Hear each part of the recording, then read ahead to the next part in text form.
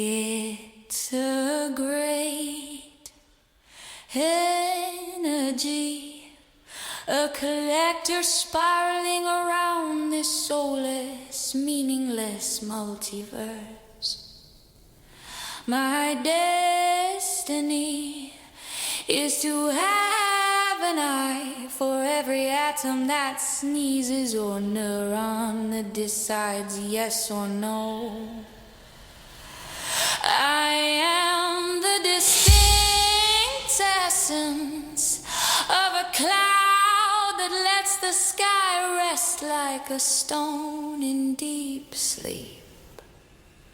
My memory is short, it rewinds and begins to burn the skin again with a certain heat to remember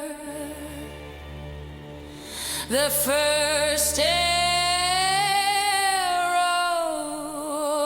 of sound to pierce the limbo of silence, to remember the first and only object that grew like wings to become a universe. Someone might not notice the sun. There are days when a man sees himself as a flood of joy, a road to run along, soaked with hair like antenna on the flesh of an unaffectionate poet.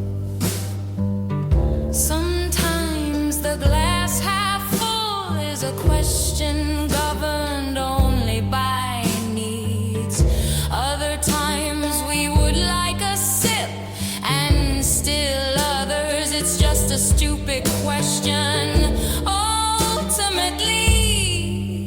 no one has ever truly observed, much less imagined, the sky oscillating to gigantic blue balls beyond the horizon, where light makes its way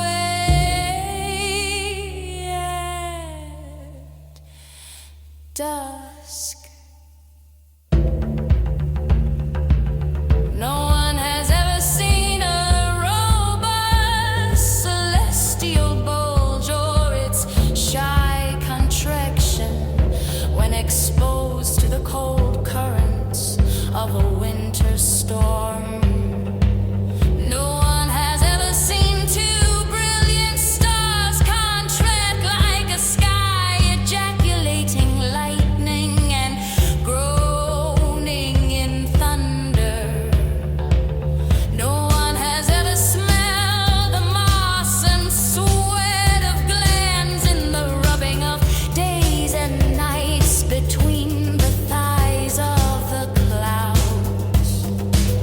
Nowhere airplane has ever become entangled in a spider web of ethereal filaments that have existed since the dawn of the first